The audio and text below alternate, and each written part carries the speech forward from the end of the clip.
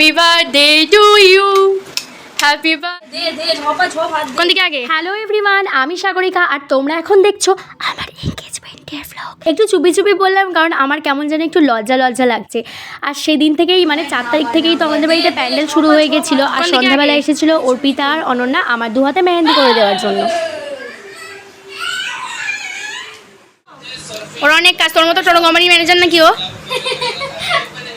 আমি একটা ইয়েস লিখব আমার হাতে।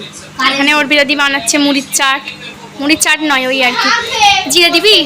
দে দিয়ে পুরো আর্টিস্ট নিকে আছে।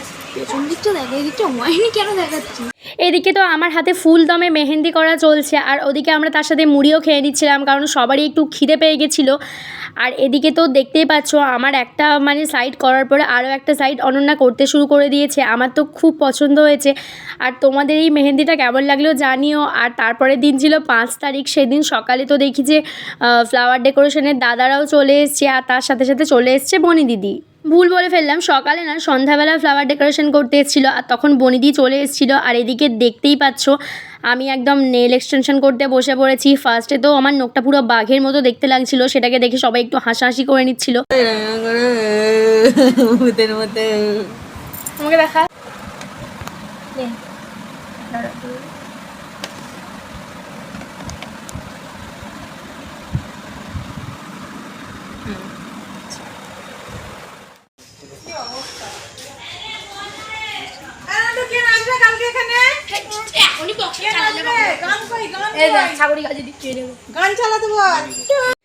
এদিকে তো বাড়ির সবাই আজ থেকেই নাচানাচি শুরু করে দিয়েছে। দেখতেই পাচ্ছ সবাই কতটা এক্সাইটেড। অবশ্য আমিও এক্সাইটেড, কিন্তু আমার ভয় লাগছিল অনেকটা বেশি। আর তারপরেই সেদিন মানে 5 তারিখ রাত্রিবেলা অর্পিতা অনন্যাও চলে এসেছিলো আর আমার আর একটা হাতে একটু মেহেন্দি করা বাকি ছিল, মানে ওদের একটু কাজ পড়ে গেছিলো, তাই এই হাতের মেহেন্দিটা কমপ্লিট করে দিয়েছে। আর দুটো হাতের মধ্যে তো আমার এই হাতের মেহেন্দিটা আরও বেশি ভালো লেগেছিলো।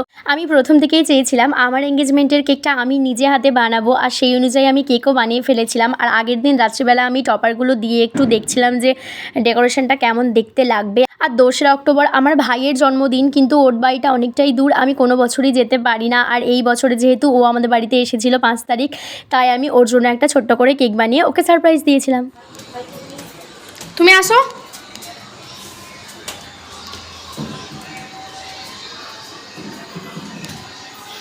বৌদি চল চল চল চল। Happy birthday to you, happy birthday to you, happy birthday dear ভাই, হ্যাপি বার্থডে টু ইউ।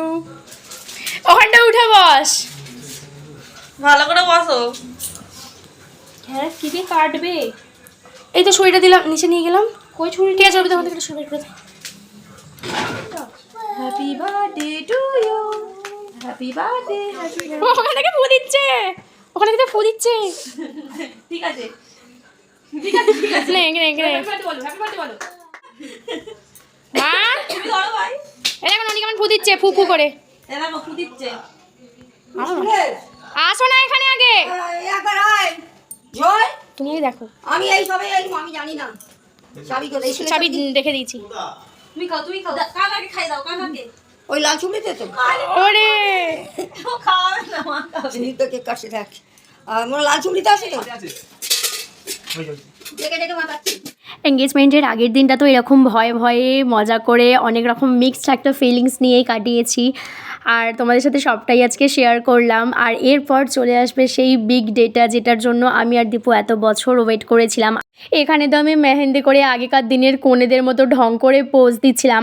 আজকের ভিডিওটা এতটুকুই। আর এর পরের ব্লগটা আই হোপ তোমাদের সকলের খুব ভালো লাগবে। আর আজকের ব্লগটা ভালো লাগলে লাইক করে দিও।